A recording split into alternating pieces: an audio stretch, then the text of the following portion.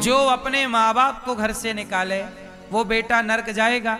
यदि आपका पति अपनी माँ को निकाल दे घर से तो पति कहाँ जाएगा? नरक जाएगा। तो आपने अपने पति को रोका क्यों नहीं कि सुनो जी अपनी माँ को ना घर से निकालो, वो हमारी सास है, तुम्हारी माँ है, तुम्हें पाला पोसा जन्म दिया, तुम्हें मालिश की, तुम्हें पढ़ाया लिखाया, अब तो ना निकालो उसे। तुम तो स्त्री थी, तुम तो पत्नी हो, तुम ना समझाओ। चलो तुम्हारा पति मूर्खता कर रहा है, माना कि अपनी माँ को निकाल रहा, तुम तो समझाओ। लेकिन आजकल तुम खुद ये कहती हो कि तुम या तो अपनी माँ को रखो या हमें रखो। तो पति यदि तुम्हारे चक्कर में अपनी माँ को निकाल देगा तो वो नरक जाएगा, और वो नरक गया तो तुम कौन सा स्वर्ग जाओगी? फिर तुम नारी नहीं हो। ऐसी स्त्री, ऐसी पत्नी पत्नी नहीं होती। पत्नी अपने पति को जो गिरा दे अपने धर्म से, अपने कर्तव्यों से, वो पत्नी थोड़ी है। अरे पति रास्ता भटक जाए तो पत्नी उसे समझाए कि ये रास्ता गलत है। ये नारी का धर्म है। और यही काम पुरुष का है कि पत्नी रास्ता भटक जाए तो पुरुष उसे समझा बुझा के सही लाए। एक दूसरे को बचाओ। पति पत्नी का काम क्या है? एक दूसरे को बचाना। पत्नी भी गलत ना हो, ये पति बचाए, और पति भी गलत ना हो, पत्नी बचाए। इसलिए अपनी पत्नी को भी बचाओ, अपने पति को भी बचाओ।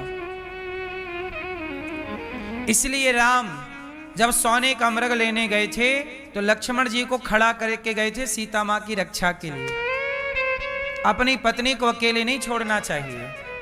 और लक्ष्मण जी भी चले गए तो रावण लेके चला गया। और जब रावण लेके गया तो राम जी ने अपनी पत्नी के लिए रावण से लड़ गए कि नहीं? और लड़ करके उसकी लंका जला करके, इतना बड़ा लंकापति राजा देवता थर थर कांपते, लेकिन राम लड़ गए। किसके लिए लड़ गए? बोलो मेरी मां, अपनी पत्नी के लिए। और लड़ ही नहीं गए, बंदर भालुओं की सेना बना ली, समुद्र में सेतु बना लिया। किसके लिए? अपनी पत्नी के लिए। अपनी पत्नी के लिए लड़ जाना यही पुरुष का धर्म है। रावण से लड़ गए राम, और राम रावण के यहां से लाए सीता मैया को, और सीता मैया को अपने साथ में रखा, सिंहासन पर बिठाया। राम जी राजा बने, सिया जी रानी बनी। राम ने स्वीकार किया। फिर आरोप लगाया लोगों ने कि सीता मां रावण के यहां रहकर आई हैं, पता नहीं कैसी हैं। तब लोगों के कहने पर, चूंकि राजा हैं और राजा का धर्म प्रजा की बात मानना है, तो लोगों के आरोप के कारण सीता मैया को वनवास जाना पड़ा था, जो कि कथा हमने सुनाई थी। तो बताओ, राम जी ने अपनी पत्नी का साथ दिया कि नहीं? बोलो मेरी मां। यही नारी का धर्म है, यही पुरुष का धर्म है, एक दूसरे का साथ। पति गरीब है तो उसकी गरीबी में साथ दो, पति अमीर है अमीरी में साथ दो। कुछ स्त्रियां ऐसी भी होती हैं, पति में संकट आया तो चली जाती हैं मायके, अच्छा समय आए तो फोन लगा देना। जो हर समय, अब वनवास तो राम का हुआ था, 14 साल वनवास किसका? बोलो, राम का। वनवास सीता मैया का नहीं हुआ, क्या हुआ था? लेकिन राम का वनवास हुआ तो सीता मैया गई कि मेरे पति जंगल में हैं तो मैं महलों में क्या करूंगी, मेरे जहां पति होंगे वहां मैं हूं। ये नारी का धर्म है। पूरी राम कथा यदि ठीक ठीक से समझी जाए तो प्रत्येक व्यक्ति का कर्तव्य बताया है रामचरितमानस में। पत्नी का कर्तव्य बताया है रामचरितमानस में, पति का साथ ना छोड़ना। पति का कर्तव्य बताया है कि पत्नी के लिए कितना भी बलशाली व्यक्ति हो, लड़ जाओ और पत्नी को उसका सम्मान दिलाओ। ये रामचरितमानस सिखा रही है ना मेरी माँ। कर्तव्य क्या है? एक पति का, एक पत्नी का, एक भाई का। भाई भारत का कर्तव्य दिखा रहे हैं कि सिंहासन छोड़ दी और जंगल में आके चरणों में लेटे हैं, भैया आप चलो, आपकी जगह मैं वनवास रहूंगा 14 साल। राम जी बोले नहीं, मरे हुए बाप को नीचा ना दिखाओ। पिता को हमने वचन दिया है, इसलिए पिता के वचन का पालन करना पुत्र का धर्म है। खड़ाऊ लेके गए, 14 साल चरण पादुका की पूजा की भरत जी ने। एक भाई का कर्तव्य क्या है, ये भरत जी से सीखो। एक पत्नी का कर्तव्य क्या है, ये सीता मैया से सीखो। एक पति का कर्तव्य क्या है, ये राम जी से सीखो। एक सेवक का कर्तव्य क्या है, ये हनुमान जी से और लक्ष्मण जी से सीखो, है ना। एक भगवान का कर्तव्य क्या है, शबरी के घर जाकर राम ने अपने भगवान होने का कर्तव्य पूरा किया। एक व्यक्ति का कर्तव्य क्या होता है, जटायु ने अपने प्राण गवा के समाज को कर्तव्य बताया कि कोई बहन बेटी का अपमान हो रहा है तो हाथ पर हाथ रख के बैठने से क्या होगा, लड़ना पड़ता है। चलो लड़ो। जटायु जी लड़े,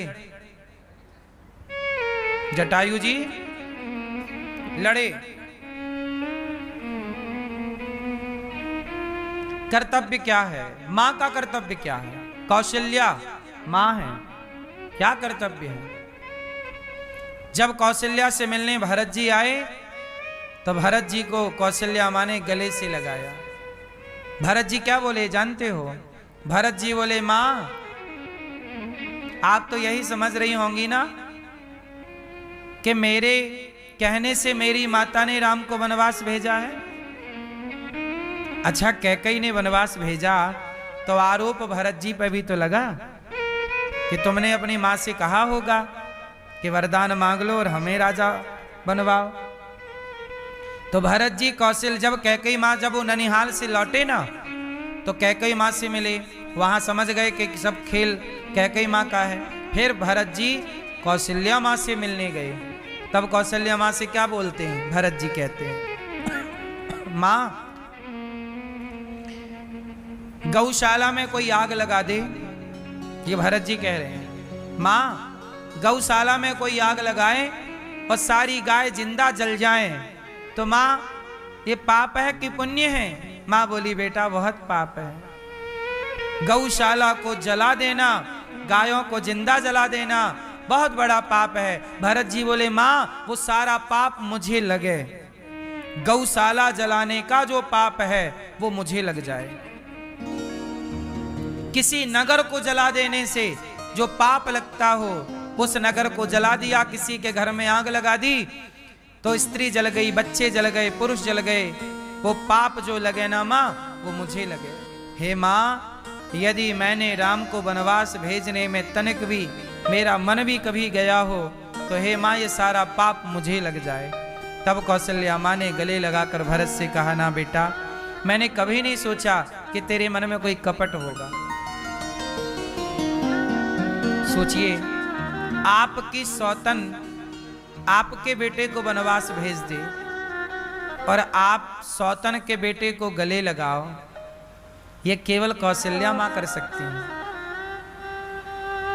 एक बार भी कौशल्या मां ने नहीं कहा कि बेटा तेरे मन में, कौशल्या मां ने यही कहा बेटा मैं तुझे जानती हूं, तू कभी राम के प्रति ऐसा द्वेष नहीं रख सकता था, ये तो बेटा होनी थी, इसलिए अब इसमें किसका दोष है, किसी का दोष नहीं है। तू ऐसा मत कह बेटा भरत। बार बार कौशल्या मैया ने भरत को गले लगाया। मां कैसी होनी चाहिए, मां का कर्तव्य क्या है, केवल आप अपने बेटे को अपना मानती हो लेकिन आपकी जेठानी का बेटा है, आपकी देवरानी का बेटा है। कुछ स्त्रियां अपने जेठानी और देवरानी के बेटे से भी कपट करती हैं।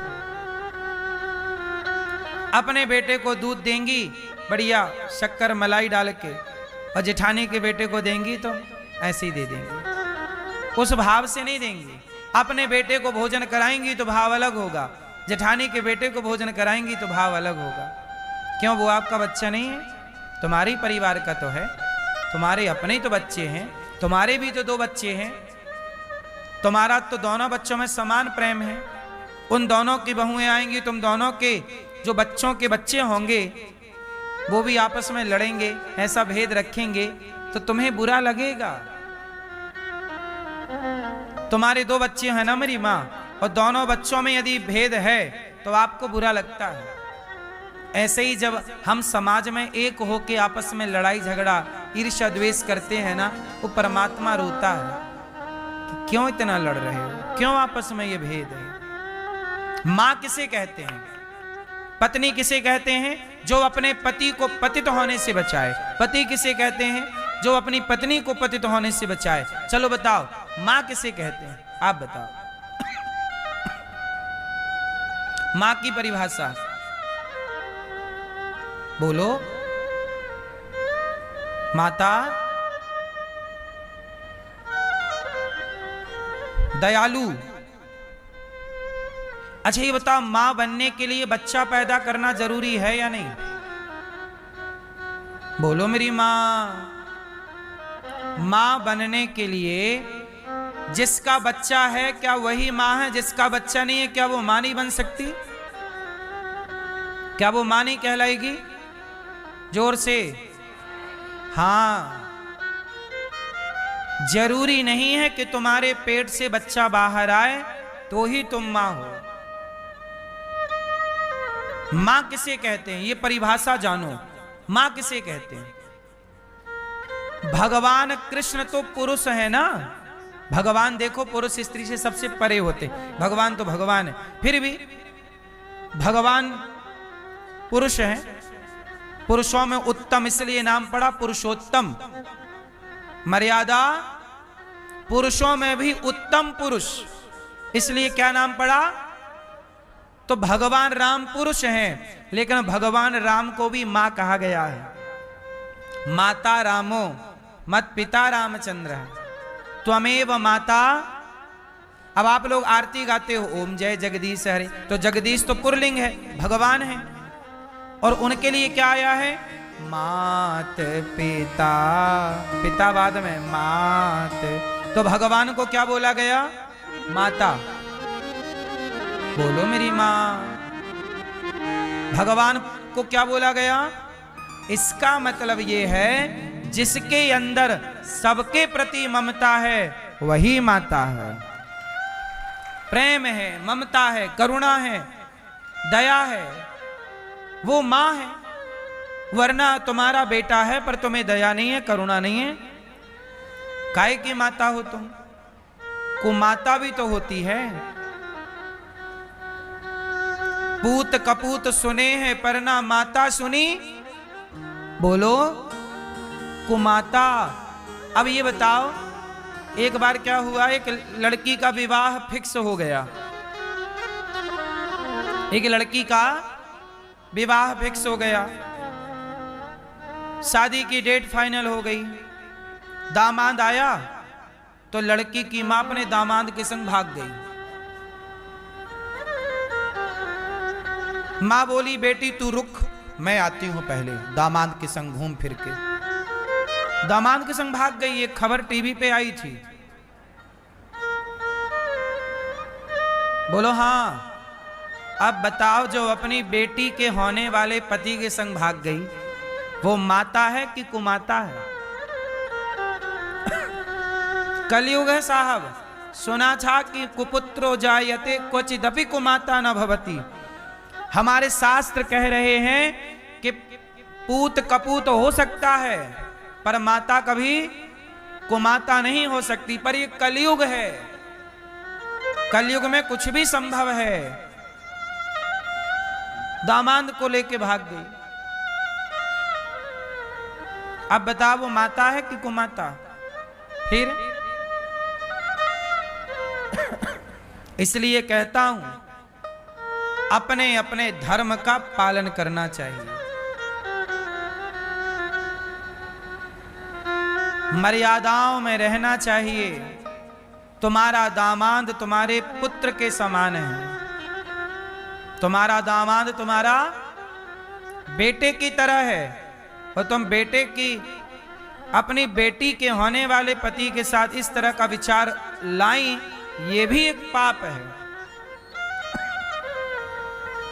इसलिए मेरी मां, धर्म का ज्ञान जरूरी है।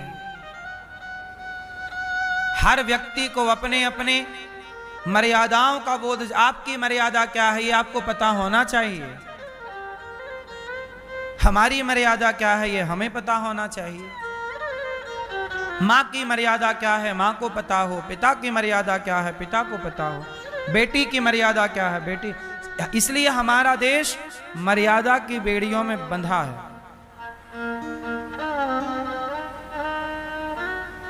लेकिन आजकल सबको आजाद होना है, किसी को मर्यादा में नहीं रहना, फ्रीडम चाहिए सबको।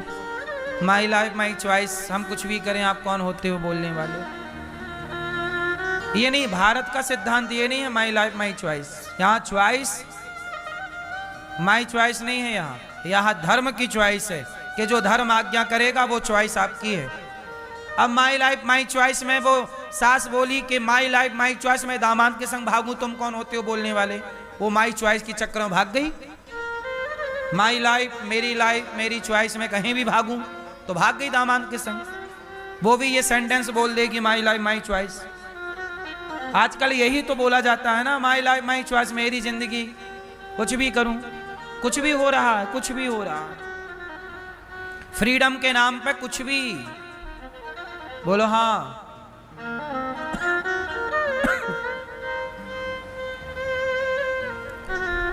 इसलिए मेरी मां,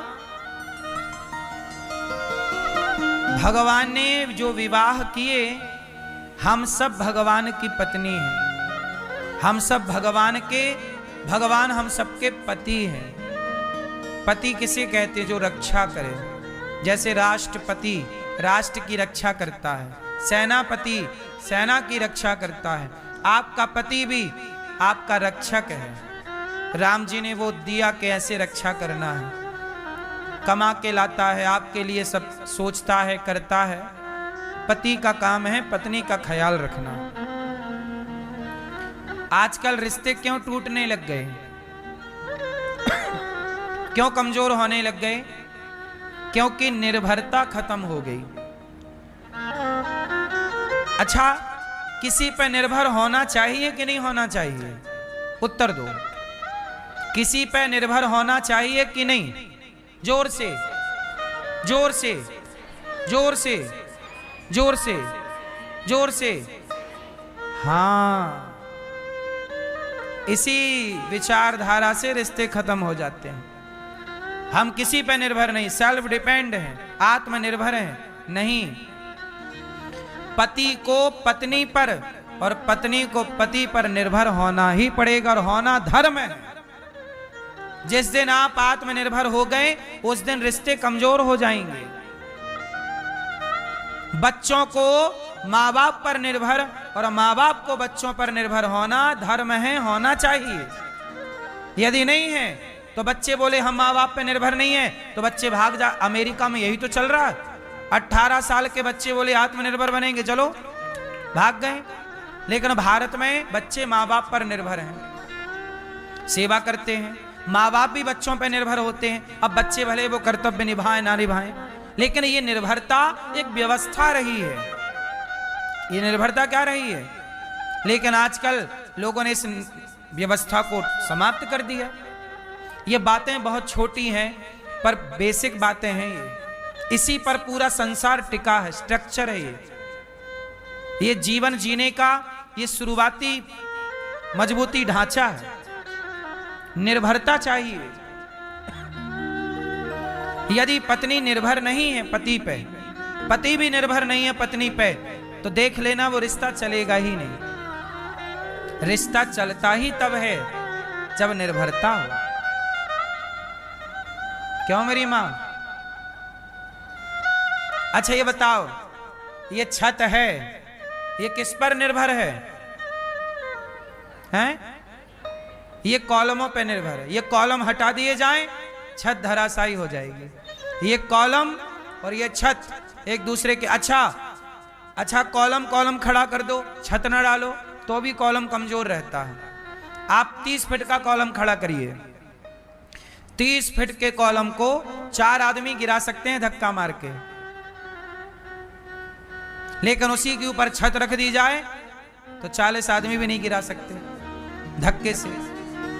आप सोचिए, कॉलम को आप 30 फीट ऊंचा कर दीजिए, 30 फीट।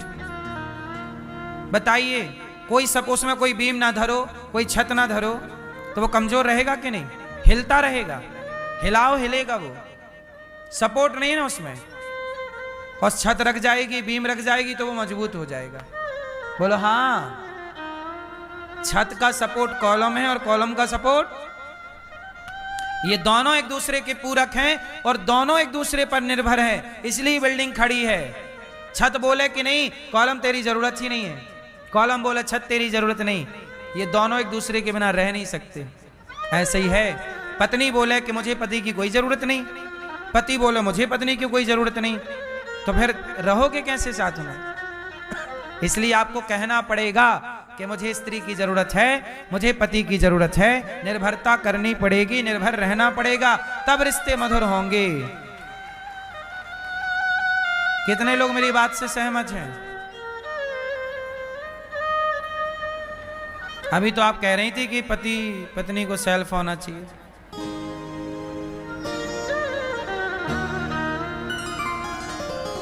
मैया लोग बयान बदल देती हैं अपना पल भर में।